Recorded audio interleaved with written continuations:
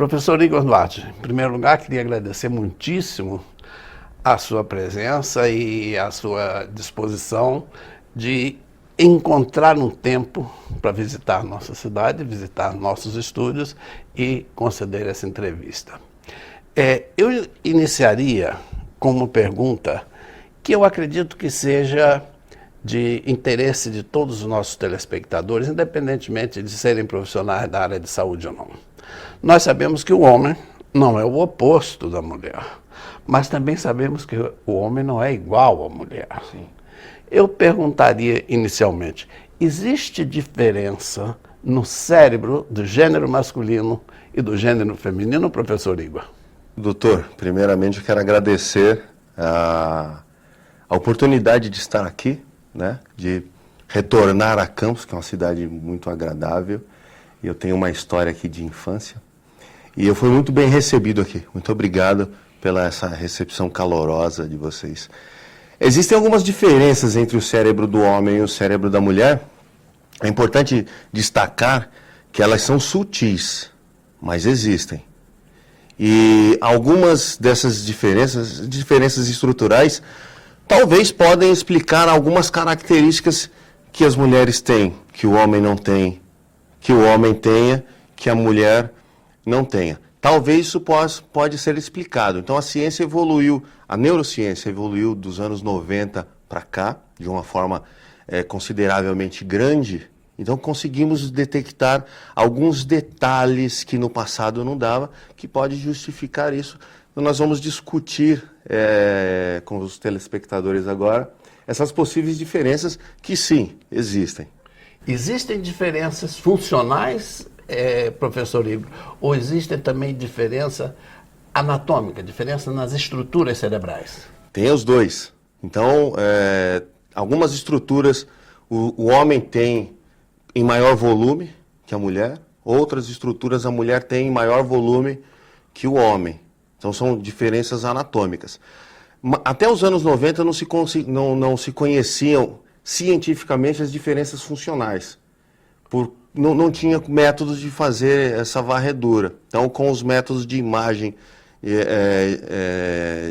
funcional, ressonância magnética funcional, as imagens por PET, consegue localizar partes do cérebro que estão ativas em determinada função. E existem essas diferenças também. O cérebro do homem funciona mais de um hemisfério, enquanto o cérebro da mulher funciona os dois ao mesmo tempo. Isso foi detectado no exame de ressonância magnética funcional. A habilidade das mulheres em fazer múltiplas tarefas talvez esteja ligado a essa função que os dois cérebros têm ao mesmo tempo. E quais seriam as estruturas em que essas diferenças são mais marcantes, professor? Tem uma estrutura na base do cérebro que liga o hemisfério direito e o hemisfério esquerdo, que é o corpo caloso.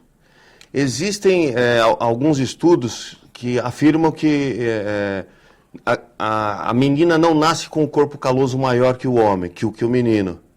Então ela adquire isso pós a puberdade. Agora, existem estudos que afirmam que existe essa diferença já dentro do útero da mãe. Então, a menina já nasce com o corpo caloso mais denso do que o menino. Então, esse é um ponto interessante. O corpo caloso é uma estrutura que pode justificar algumas habilidades da mulher. Agora, no homem, por exemplo, destaca-se as amígdalas. As amígdalas masculinas são mais densas do que as femininas. Só vale ressaltar para o telespectador que as amígdalas não são aquelas massas que tem na garganta, que a criança tem inflamações recorrentes, dependendo da época do ano, etc. Amígdalas são estruturas cerebrais, estão cada uma no lobo temporal e estão relacionados, dentre outras, à reprodução. Talvez isso esteja ligado com, por exemplo, o aumento da libido masculina, pode estar relacionado a isso também. Professor Igor, já vi que o professor domina bastante bem a questão da antropologia humana. E eu vou lhe fazer uma pergunta que é da área de neurociência, mas eu acho que vai mais na área da antropologia relacionado com o desenvolvimento neurológico. Essas diferenças, elas são diferenças que podem produzir comportamentos diferentes do ponto de vista da constituição feminina ou da constituição masculina, ou seja, que abolindo a questão cultural, ainda assim haveria diferenças no comportamento feminino e no comportamento masculino? Sim, eu acredito que sim. Por exemplo, como falei há pouco sobre a amígdala, né? A amígdala está relacionado ao comportamento agressivo, tá? A impulsão, desejo sexual, aumento da libido. E isso é de conhecimento que é mais evidente no homem, independente da questão cultural, que é muito forte e, obviamente, tem influência no comportamento da pessoa. Mas esses detalhes, eles chamam a atenção. Só pegar uma pesquisa que foi feita com filhotes de chimpanzés, Sim. Os machos da espécie, eles têm brincadeiras de agressividade, de luta, de competitividade, enquanto que as fêmeas têm brincadeiras mais de grupo e sem essa questão de contato físico. Então parece que é uma coisa do macho das espécies trazer isso, e como nós fazemos parte da natureza, não seria diferente com a gente também. Ou seja que, embora sejamos homo sapiens sapiens, somos seres biológicos.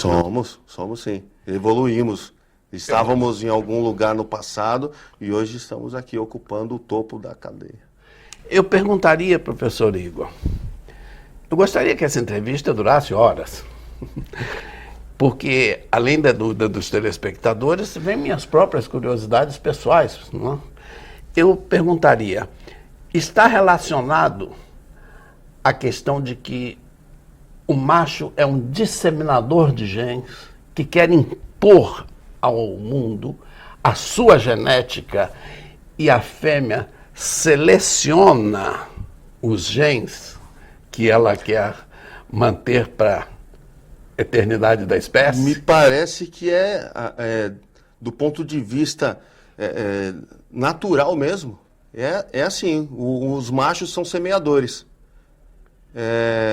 Pode até parecer que é machismo, mas não é, a natureza parece ser assim mesmo. Se você prestar atenção, você, telespectador, nascem poucos machos, nascem mais fêmeas nas espécies. E os machos conseguem dar conta de semear várias fêmeas, pode pegar qualquer espécie, aí o leão, por exemplo, ele consegue fertilizar várias fêmeas e ter os seus genes perpetuando para a posteridade. E chegam ao extremo de matar os filhotes, filhos de outros machos, para eliminar a perpetuação de outra genética que não seja a sua. Do outro, exatamente. Então, parece que o leão funciona dessa forma, a natureza dele. Se não for, se eu não tiver certeza que aquele é o meu descendente, é melhor matá-lo. Terminamos aqui o nosso primeiro bloco, encantados com as apreciações feitas pelo professor Igor Duarte, e retornamos em seguida. Fique conosco, Mais Saúde, programa de saúde da Terceira Via.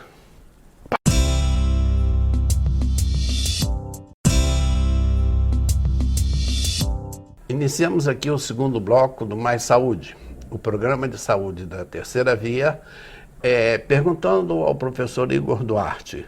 Professor Igor Duarte, nós observamos com frequência nas diversas sociedades, pelo menos nas sociedades ocidentais, e me parece que nas sociedades orientais também, que o homem é mais expansivo, o homem é mais extrovertido e o homem é mais risonho. Quando se ouve uma gargalhada estrondosa, geralmente é dos homens. As mulheres são mais recatadas, são mais observadoras. O hormônio, a substância responsável pela alegria, pelo bom humor, por essa expansibilidade, são as serotoninas. eu perguntaria, existe diferença quantitativa e ou qualitativa na produção de serotonina, que é a substância da alegria, entre o cérebro masculino e o cérebro feminino? Existe. Parece que está relacionado à quantidade. O homem, a mulher tem 60% da quantidade de serotonina que o homem tem. Então imagina, o homem tem 100%, a mulher tem 60%. A serotonina é conhecida como o hormônio da felicidade. Então, a mulher tem tendências a desenvolver crises relacionadas ao humor, né? Não significa que a mulher é mais infeliz que o homem, mas a mulher, como ainda tem as oscilações hormonais pelo ciclo menstrual, etc., a mulher tende a ter um humor alterado com relação à diminuição do nível de serotonina. O homem tem isso mais estável. Então, eu acho que eu não diria que o homem é mais humorado. Eu até acredito que não. Acho que a mulher é mais bem-humorada que o homem. É mais fácil, né, ver grupo de mulheres sorrindo do que grupo de rapazes sorrindo, né? Embora isso aconteça, as gargalhadas são estrondosas, principalmente do brasileiro, é muito feliz. Por isso que é muito conhecido o consumo do chocolate pelas mulheres. As mulheres gostam muito de chocolate. Dizem até que a mulher prefere chocolate a um orgasmo sexual, porque aumenta a quantidade de serotonina consumindo chocolate. Aumenta, e isso tem um impacto no humor, que o homem não tem. Então o homem não liga para chocolate. O chocolate, embora vai aumentar também a concentração de serotonina no cérebro masculino, ele tem 100%, isso não vai fazer efeito nenhum. Só que eu não recomendo chocolate porque tem o sobrepeso também. Atividade física produz serotonina e é uma ótima pedida aí para quem quer melhorar o humor. É que geralmente as mulheres, quando estão em grupo e sorrindo, estão falando mal do marido de uma delas.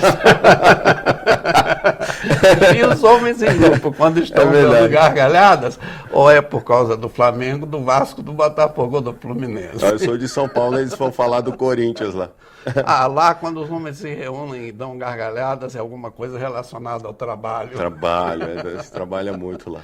Professor Igor, eu gostaria de fazer uma outra pergunta ainda, não é? No campo da neurociência, que é a área que o professor domina com mais naturalidade. Qual a influência que pode ter tido na diferenciação cerebral do homem e da mulher o fato de que o homem, nos primeiros séculos de bipedatismo, tenha se tornado caçador e a mulher tenha se tornado responsável pela prole, pelo espaço pelo físico cuidado que a família ocupa. Pode advir disso essa diferença, ou essa diferença é prévia ao homem ter saído para caçar e a mulher ter ficado em casa cuidando da prole? Eu acho que essa diferença comportamental vem dos primórdios, sim. Então, não tinha como a mulher ter os seus filhos e ainda ir à caça. Então, em algum momento da evolução, o homem teve que tomar a liderança nesse sentido, de ir à caça. Ele, ou em grupo, ou só, ele tinha que ir à caça. E a mulher acabou assumindo as responsabilidades do cuidado com a família. E aí a mulher traz isso até hoje. Parece que a família atual, essa ideia de família que temos hoje, está tendo alguma modificação, mas ainda perpetua a da mãe de família que cuida dos seus filhos, que tem responsabilidade na alimentação. Então nós trazemos isso de lá para cá. E isso me parece muito plausível, o fato de que a mulher desenvolveu habilidades com múltiplas tarefas, que é comum, todo mundo sabe que as mulheres fazem muitas coisas ao mesmo tempo. Só ir lá no passado, as mulheres tinham que cuidar de tudo, da família, dos filhos, e o homem tinha que cuidar de uma única coisa, que era a caça. Então ele tinha que, hoje tem um termo popular, o homem tem que ir trazer o pão. Tem o pão o pão de cada dia.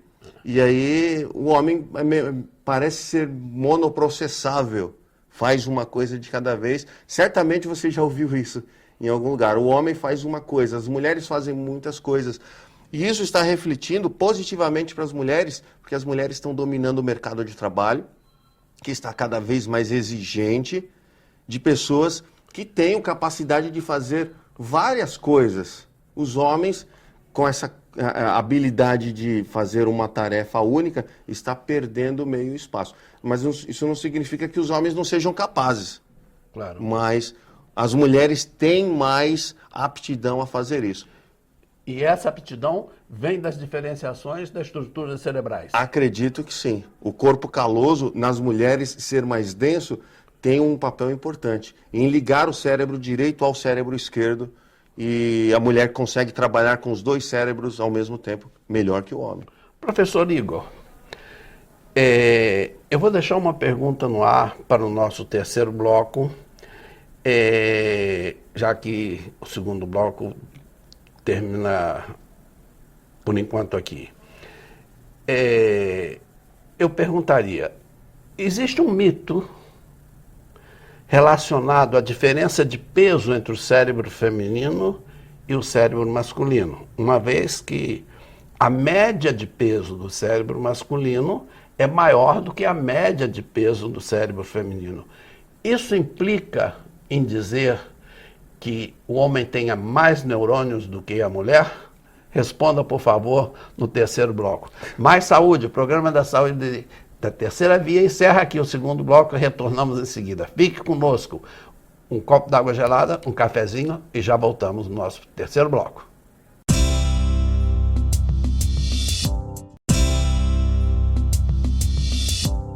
Mais Saúde inicia aqui o terceiro bloco e nós havíamos deixado no ar, professor Igor, a seguinte pergunta. É sabido que a média de peso do cérebro masculino é maior do que a média de peso do cérebro feminino. Perfeito. Isso implica dizer que o homem tenha mais neurônios do que a mulher? Não, não tem. É engraçado falar disso, inclusive falar em número de neurônios, porque as mulheres, eu vejo isso na sala de aula, quando aborda esse tema, parece que elas já aceitaram que tem neurônios a menos. Não é verdade, não tem pesquisa nenhuma que aponta isso. Quem afirmou isso foram homens no passado, homens que tentaram provar a inferioridade feminina pelo tamanho do cérebro. Só tem uma explicação para o cérebro da mulher ser menor. As mulheres são menores. O cérebro da mulher também é um pouco menor, a média. Existem mulheres que são grandes, o cérebro dela pode ser maior do que o de outros homens. Não significa que ela tenha mais neurônios do que esse homem. Então o número é equivalente. Só que o cérebro é um pouquinho menor. Sabe o que eu já ouvi muito das mulheres? Elas falando assim, mas a gente faz as mesmas tarefas com neurônios a menos, então nós somos mais inteligentes. Também não é verdade. Então, homens e mulheres são inteligentes da mesma forma e têm o mesmo número de neurônios. Só que mulheres têm mais facilidade com umas coisas, homens têm mais facilidade com outras. Agora, é possível que os homens aprendam, através da escolaridade e do treinamento, a também se transformar em pessoas com multiplicidade de tarefas, tal qual as mulheres? E aí entra aquele fenômeno que já é conhecido da neurociência, que é a neuroplasticidade. Então, se você faz as tarefas, o seu cérebro vai se adaptando. O cérebro é o único órgão que evolui até o último dia. Ele consegue aprender, ele consegue se adaptar. Então, várias pesquisas mostrando, nos Estados Unidos tem o caso de uma garota que ela precisou retirar um dos hemisférios porque ela tinha epilepsia todos os dias, as convulsões. Então, os neurologistas retiraram, fizeram uma hemisferectomia. Sim. Perfeito. E o cérebro esquerdo ficou. assumir o controle do outro lado do corpo. Então, um lado só do cérebro comanda o corpo inteiro porque ele se adaptou. Não é assim nas pessoas, mas ele está sempre se adaptando. Se os homens treinarem, eles conseguem fazer o que as mulheres fazem perfeitamente. Tem uma outra coisa relacionada à diferenciação cerebral, que as mulheres não são boas em matemática. Os homens são melhores em matemática, já ouvi isso. Mas tem poucas engenheiras, tem poucas mulheres que lidam com cálculo. Pode até ser verdade que os homens tenham uma habilidade maior, mas as mulheres podem ser tão boas quanto os homens em matemática, em cálculos avançados também. Eu vou lhe fazer uma pergunta pertinente e uma segunda pergunta que não estava em nossa programação, mas que eu gostaria de ouvir sua opinião pessoal, professor Igor. A primeira delas é a seguinte: é mais frequente nos homens ou nas mulheres as doenças psiquiátricas? Parece que os transtornos psiquiátricos estão, principalmente os relacionados ao humor, nas mulheres. Isso pode ter a explicação no hormônio serotonina ser menor. Talvez esteja relacionado aí. E como na mulher ainda tem as evoluções, as alterações hormonais, os altos e baixos, isso pode comprometer o humor feminino. Além de uma situação cultural de opressão secular. Perfeito. Não é? Que a civilização ocidental e também a oriental, há séculos e séculos, considera o homem superior à mulher e, consequentemente, as situações de opressão levam a um estresse que pode produzir alterações psiquiátricas. Agora, a pergunta que não estava no script, mas que eu gostaria de aproveitar os seus conhecimentos e a sua experiência, a maconha lesa o cérebro do ser humano? Lesa. A maconha tem uma propaganda positiva entre o público jovem. A maconha faz mal. A maconha lesa os neurônios. E você que tem seus neurônios lesados, eles não se recompõem. Então você acelera, você potencializa a perda neuronal e eles vão lhe fazer falta lá na frente. Tá? Tem uma coisa, eu ouço muito de jovens falando, não, mas ela é natural, é uma erva. A composição química que ela traz vai prejudicar. Então quando você inala a fumaça que é produzida pelo cigarro da maconha, ela tem acesso à circulação sanguínea de imediato. Da circulação, ela tem acesso ao cérebro e ela invade, e ela não faz essa deteriorização rápida, mas ao longo do tempo ela vai acumulando. Quando você pensar que não, vai fazer falta, porque nós estamos perdendo neurônios. À medida em que nós envelhecemos, passou dos 27 anos, nós já temos uma perda neurológica considerável. Isso faz parte da vida. Você continua utilizando as drogas, você potencializa essa perda e ela vai fazer falta para você lá na frente. Repetindo, não recompõe neurônios. E é uma pena que os jovens ainda tenham essa política. Ou seja, que a exceção dos canabinoides, que em raros casos de epilepsia recidivante com muita frequência, o tetrahidrocannabinol, que é o principal componente da maconha, seria um fator de lesão dos nossos neurônios. Então, o medicamento à base da maconha, ele tem efeito terapêutico. E isso também é abordado pelos jovens. Falam, mas na televisão disse... Peraí, você retirou uma parte da informação. A televisão disse do medicamento à base do canabiol, mas é um extrato retirado da erva. Não é a erva utilizada como se utiliza por aí em forma de cigarro. Esse cigarro de maconha faz mal, sim. Ótimo. Nós encerramos aqui o nosso terceiro bloco, lamentando que não tenhamos com mais frequência a presença do professor Igor Duarte, agradecendo muitíssimo a sua presença e esperando que possa retornar à nossa cidade e aqui ao estúdio da nossa Terceira Via com a brevidade que lhe seja possível. Professor Igor, muitíssimo obrigado por sua presença. Creio haver sido sem nenhuma intenção de retribuir sua gentileza de ter vindo de São Paulo até Campos para essa entrevista. Creio haver sido uma das mais brilhantes entrevistas que nós tivemos em nosso programa. Mais Saúde, o programa de saúde da Terceira Via, se despede convocando, intimando homens e mulheres a assistir às belíssimas explanações que aqui foram feitas pelo professor Igor Duarte no Mais Saúde, o programa de saúde da Terceira Via. Deixamos os últimos minutos para as suas despedidas dos nossos conterrâneos. Eu agradeço mais uma vez o convite de estar aqui em Campos. Agradeço você que está do outro lado assistindo e esse tempo que você despendeu adquirindo aí parte desse conhecimento que eu e o Dr. César nos dispusemos a compartilhar com vocês também. Muito obrigado, desejo um ótimo dia a todos. Muito obrigado.